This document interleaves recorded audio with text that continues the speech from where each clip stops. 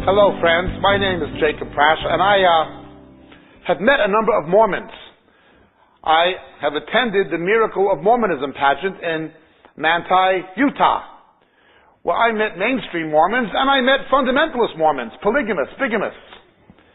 I've met Mormons in Great Britain. I've met Mormons in Italy. I've met Mormons in Israel, an extension of Brigham Young University. I have talked to Mormon clergy.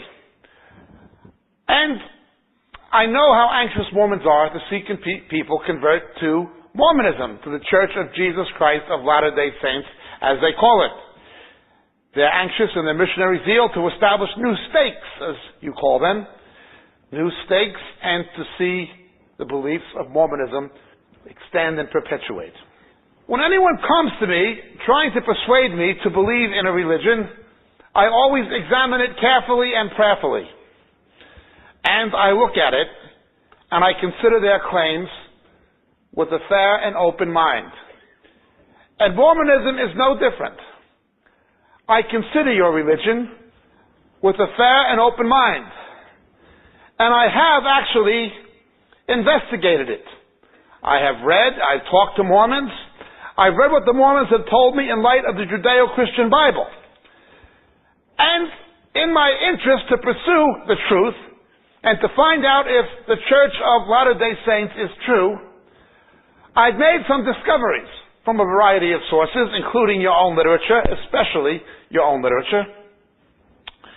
And as a result of this, I have some serious questions. I hope in listening to this, you'll be able to help me answer these questions. Just email me at our ministry, my office, and I would love to hear from you. Our website is www.moriel.org, or you can write me at either the American or British or Australian office, and I'll be more than happy to get back to you. In fact, I'll be delighted to talk to you. Come on our website, send me an email. Answer these questions. The person who gave you this tape is also interested in having these questions answered. We felt it's right to give you, as a Mormon, the opportunity to answer for yourself. The first question I have is this. In my youth, I studied biomedical science, and something has developed now that was in its sub-infancy when I was a student. It is mitochondrial DNA. Mitochondrial DNA, which no one was sure even existed until fairly recently. It is not in the nucleus. When I was in university, we were told there was RNA, but not deoxyribose nucleic acid in the cytoplasm. It was all in the nucleus. Only RNA was known to be in the cytoplasm. People began to speculate that you could have in the mitochondria of cells. Mitochondria are like the powerhouses of the cells, where the work is actually done, the biochemical level. It's where metabolism takes place for the most part. We have a form of DNA that is non-mutative because it does not go through the nucleus. And it will go from generation to generation to generation as long as you get a good strand. The Book of Mormon has the fundamental teaching of two ancient Jewish tribes arriving, one about 600 BC in North America, or Central America. They had a war. Nethi and the tribe that became known as the Lamanites, and the Lamanites won. The sinful tribe had won. And God punished them for their sin by darkening their complexion, making it reddish. Red Indians. Yet they defeated the tribe who'd been faithful for some reason. So the Book of Mormon tells us this is fundamental to their beliefs. When Jesus said, I have other sheep not of this fold, he came to North American Indians. Anthropologists, however, have long speculated that North American Indians were people who crossed the Bering Straits from Siberia. They were Asians who came from Siberia down via Alaska, Canada, and into North America, and from there to Central and South America. Some people like Thor Heyerdahl tried to prove they could have crossed the Atlantic, but essentially the anthropologists disagreed. One of the benefits of mitochondrial DNA is its capacity to conclusively prove ancestry. There were a number of Mormon scientists, specifically microbiologists and biochemists, who were well-versed in biogenetic engineering, who were interviewed on a video I watched about DNA and the Book of Mormon.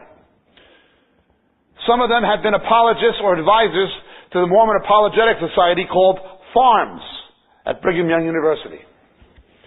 But these were PhD scientists, all Mormon. And they were interviewed and they looked at the evidence independently. These Mormon scientists said the following: mitochondrial DNA absolutely and conclusively proves, from all the specimens taken all over Canada, North America, United States, Central and South America, from dozens of Indian tribes, that these people have the same mitochondrial DNA as people from Siberia. There is nothing in common with Semitic DNA. We can look at Jewish DNA, we can look at Sephardic Jewish DNA, Yemenite Jewish DNA, we can even look at Arab DNA, Persian DNA, other Semitic DNA, but the mitochondrial structures are different. The nucleotides just don't add up. The sequence is completely of another strain of people. Racially and ethnically, it cannot be the case. And these Mormon scientists said on the basis of the mitochondrial DNA evidence that they can no longer accept the Book of Mormon as factually true in its historicity. Some of them work with mitochondrial DNA in their own secular work all the time. A few of them have been honest enough to say there have always been questions about the personal honesty of Joseph Smith, who of course was accused of being a swindler and was killed in the aftermath of an alleged swindle in America back in the 19th century. My question to you, my friend, and I'm speaking to you as a friend, not as an enemy, if Mormon scientists, if Latter-day Saint scientists, some of them from Brigham Young University, people who are involved actively in microbiology and biogenetic engineering, have considered the mitochondrial DNA evidence and have arrived at the same conclusion as non-Mormon microbiologists, that the anthropologists are proven right and vindicated, that North American Indians cannot be from an ancient Semitic people who were Jewish called Lamanites, but in fact are descendants from the same people who presently inhabit Siberia. How can you expect me to believe the Book of Mormon when your own scientists say its credibility has been made into Swiss cheese? I'm just asking the question. I invite you to watch the video. If you're in Utah, go to Salt Lake City to the lighthouse. You'll find it in the yellow pages or on the internet. They'll give you a copy of the video. If you really want to see a copy, email us. If you're a Mormon, email us. We'll make sure someone meets with you and shows you a copy. That's my question.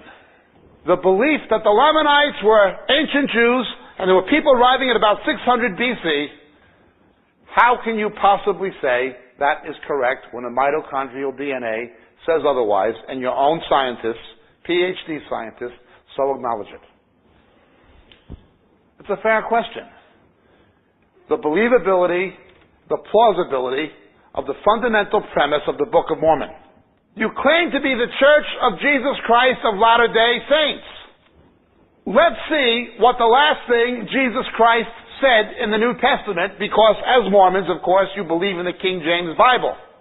The last thing Jesus said in the book of Revelation, chapter 22, is, if anyone adds to this book, God will add to them the plagues. They're in the book. Now, that does not only apply to the book of Revelation. Moses was told the same thing. Do not add to the words. 1 Corinthians chapter 4, verse 6. says the same thing. Do not exceed what is written in the Judeo-Christian Bible. And of course, in Matthew 15, Jesus said the same thing. Do not teach other doctrine other than what's there. They're the inventions of men.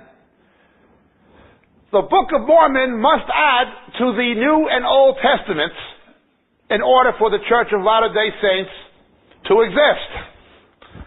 And fundamental to it, it claims this story of the Lamanites being ancient Hebrews. But your own scientists say otherwise. Please answer my question. How can you expect me to believe something your own scientists do not? But I have a second question. I've read a number of Mormon books. The Pearl of Great Price, the Book of Moses, and the Book of Abraham, which the Mormons claim to be divine revelation. However, Egyptologists, people who can read hieroglyphics, in both Britain, America, and as well as in France, have looked at this book, which Joseph Smith claimed he was given wisdom how to translate. So we have Joseph Smith's translation of it, but we also have the original, which he acquired somehow. There are different stories as to how. Every Egyptologist who has read it says it is an ancient funeral rite and has nothing whatsoever vaguely resembling Joseph Smith's translation of it. I can read Greek well enough to tell which translations of the New Testament are accurate and which ones are not so accurate. I can read Hebrew well enough to tell which translations of the Old Testament are accurate and which ones are inaccurate. I can read Spanish well enough to tell which translations of El Cid or Don Quixote are accurate and which one isn't. I can read French well enough to tell which translations of Voltaire's Candide are good and which ones aren't. I'm not a linguist, I'm not a language expert, but I can speak a few languages and read a few languages, and I can tell what's accurate, at least basically accurate, and what isn't. Some languages I'd be better than others, but these are Egyptologists. These are people who don't make mistakes. The most they would have was discrepancies in professional opinion, but they would still agree on one thing. Joseph Smith's translation is completely bogus. It's about a funeral rite. How can you believe it? But more to the point, how can you expect others to believe it? Whenever I have shown this to Mormons, they could not really respond, except with their testimony, because Mormons have said their testimony is supposed to be irrefutable. Words to the effect that, quote unquote, you have a burning in your bosom and you testify to me that the Church of Latter-day Saints is true. Does the burning in your bosom testify to you that a funeral rite is what Joseph Smith mistranslated it as?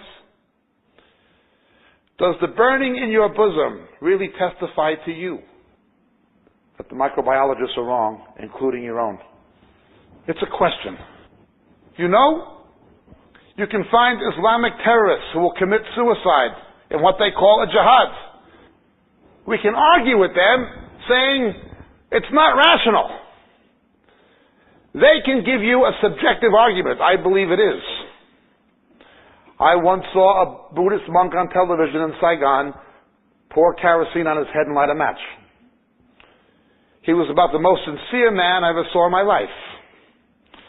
You can be sincere and be sincerely wrong. Other religions would say the same thing. They have a burning in their bosom, and they testify to you that the Tibetan Book of the Dead is true, or the Bhagavad Gita is true, or the Koran is true. But does that make it true because someone claims to have a burning in their bosom, or indeed may have a burning in their bosom? I don't believe someone would immolate themselves if they did not have a burning in their bosom. When I was in Manti, Utah, I saw people from the Church of Latter-day Saints all wearing T-shirts and sweatshirts. printed on these shirts was the following statement. Brigham Young said it. I believe it. That settles it. Brigham Young said it. I believe it. That settles it. So, because he said it, you believe it, and that settles it. So I decided to see what it was he said that they believe, and the matter is settled. I was reading through the Journal of Discourses of Brigham Young. One of the most interesting things I found were in volume 17 of the Journal of Discourses of Brigham Young, where Joseph Smith is cited as having said there was Quakers who lived on the moon. They dressed like Quakers and lived to be 1,000 years old. Brigham Young not only affirmed this, but said that there are such people also residing on the sun. You people are not stupid and uneducated. Deal with the issue. Brigham Young said it. You believe it. That settles it. Do you really believe there's Quakers living on the moon? Do you really believe there's people dressed like Quakers who live to be 1,000 years old who reside on the sun? He said it. Do you believe it? Does that really settle it? That's my question. Do you really believe that? And do you really expect me to believe that?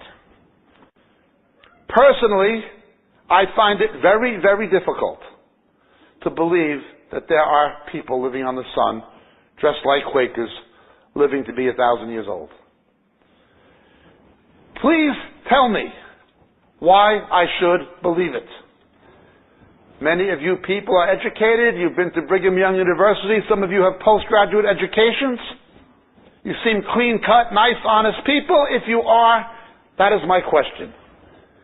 How can you believe it? And how can you expect me to believe it? I'm not mocking you. I'm not mocking your religion. I simply am wanting to know about its credibility, its believability. Now, don't get me wrong. If there really is Quakers on the moon, I want to believe it. But I don't think there is. Your religion says, because Brigham Young said there is, there must be, and that settles it. Well, it settles it for you, but if it settles it for you, can you show me why it should be settled for me? Do you really believe it? And do you really think it is plausible for other people to believe it? That's an honest question in the Journal of Discourses. But I have yet another question for my Mormon friends. The question is on Brigham Young's doctrine of atonement. Brigham Young's doctrine of atonement said that the doctrine of atonement cannot be changed. Now, don't get me wrong. I agree with mainstream Mormons that the fundamentalist Mormons, the Temple Lot Mormons and the other ones, are bizarre in what they believe and say and do. However, in reading the original writings of Joseph Smith and Brigham Young, they do seem to be the true Mormons, the bigamists and the polygamists. They are actually doing what Brigham Young did. Brigham Young had 23 wives, thereabout. When I met these fundamentalist Mormons in Manti, Utah, one had 8 wives. He walked up the street with them, completely illegal in that state. And I wondered what kind of a woman would share her husband with 7 other women. I discovered what kind would. An underage woman from a fundamentalist Mormon family herself. They were engaging in acts that were legally considered pedophilia by the mainstream Mormons. When they were challenged, not by me, but by other Mormons, the other Mormons challenged them. They said, what are we doing that Brigham Young didn't do? That was a fair question. But my concern was not their bigamy or polygamy. Some even had polyandry, multiple husbands. My concern was the doctrine of atonement. Bigamy and polygamy were outlawed after the leadership of the Church of Latter-day Saints said they had a new revelation. And they shouldn't do it anymore at a time when the institution of bigamy and polygamy was preventing Utah from becoming a state in the United States. It had only been a territory. They actually tried to make it an independent republic, and the military came and there was a war, a shootout. So all of a sudden, now, it became monogamous. In the 1960s, when the Civil Rights Movement came along, all of a sudden black people could now be Mormon priests. Previously, they couldn't. It seems they have a revelation at convenient times in history, when the social pressures or political ones or legal ones demand it. But the doctrine of atonement was one that your Brigham Young said could not be changed. Do you really believe, as Mormonism teaches, that black people are the descendants of fallen angels cast out of heaven? And do you believe what Brigham Young said in the doctrine of atonement? That black people are ugly, mischievous, depraved, of low intelligence, and a number of other things that are too rude to mention, and that any Mormon who marries one must be killed. And this doctrine of atonement cannot be changed. Black people are ugly, mischievous, depraved, etc. And by black is not only people of African descent, anybody with dark skin. And any Mormon who marries one must be killed. That is the Mormon doctrine of atonement. Brigham Young said it. You believe it? That settles it? Do you really believe he was right? Do you believe black people are the descendant of angels cast out of heaven because they wouldn't choose between Christ and Satan? Do you really believe that there's something wrong with them inherently, that they're ugly, mischievous, depraved, and that if a Mormon marries one, they should be killed? Brigham Young said this doctrine can never be changed. Well, if he said it, that should settle it and you should believe it. Do you really believe it? Is that settled in your mind? And do you really think I should believe it? Do you really believe the doctrine of atonement? And do you really think that I should believe it? That is my question. I think it's a fair one and a necessary one. So far I'm asking you, when mitochondrial DNA says no Lamanites, no Middle Eastern, Semitic, or Jewish origin, rather the anthropological origins are from Siberia, of North American and Central and South American Indians, and your own scientists admit it, if they don't believe it, why should I and why should you? That's my first question. My second question is, reading things in the Journal of Discourses, that I've only given you one example of something that seems strange. Do you really believe there's Quakers on the moon and on the sun, and you really expect me to believe it? Do you really expect me to believe a funeral rite mistranslated into something else by Joseph Smith that has no relation to what it actually says? In the Bible is specific about nations, kingdoms, and where the archaeologists have dug, and I've lived in Israel for a number of years, they have found these cities. Many of them. They found Megiddo, they found Timnah, they found Tel Hazor, where the Bible says they were, and they find coins. Where is one single coin from any of these ancient civilizations, given the fact that the coins of these ancient American civilizations are named in the Book of Mormon? Where are they? The Pre-Columbian History Department of the Smithsonian Institute in Washington, D.C., the National Museum of the United States, says there is absolutely no archaeological evidence for the claim of the Book of Mormon. But I'm expected to believe it. Please tell me why. the archaeological record supports the Bible. Now I know the Book of Mormon is written in the language of the King James Bible. Only the King James Bible is a translation of Greek and Hebrew. In fact, it's a translation of a translation. What language is the King James? It's 17th century English. It's not the original. The Book of Mormon is made to look like the King James using that kind of language. But where is the evidence? And reading the Book of Mormon, I'm brought to another question.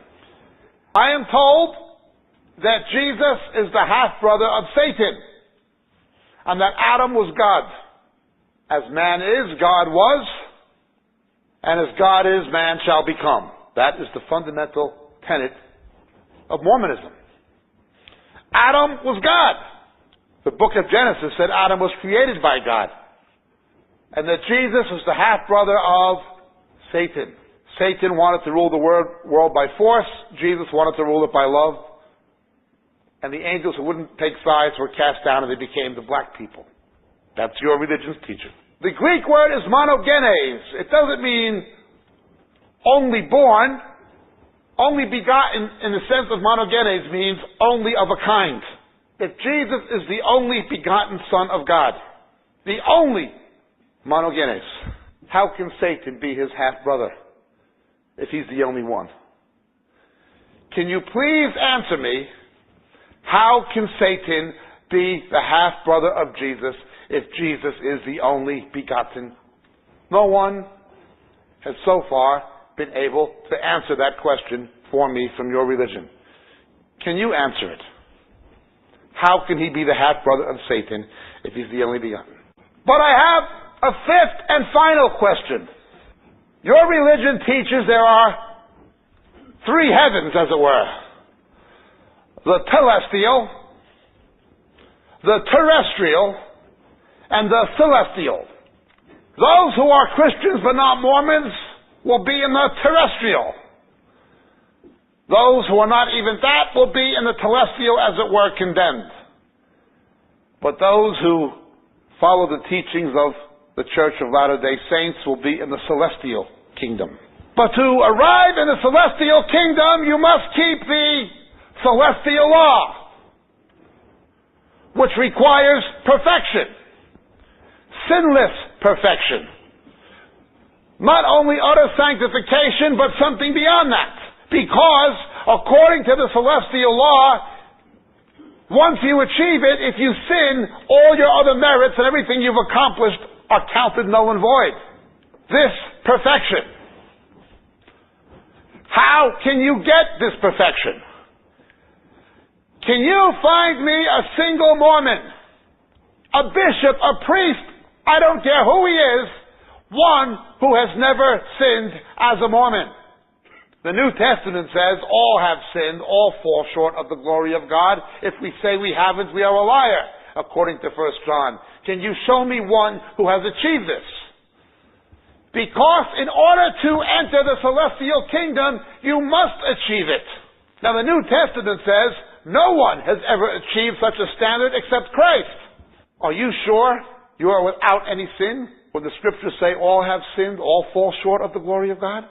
None is righteous, no, not one. Are you sure that you're the exception? That you've kept the celestial law? How can you be assured of salvation? That's an important question. I am told that Mormonism stresses family values and morality, and that its prophets and revelators, like Mr. Hinckley, have a direct relationship with God that others don't have.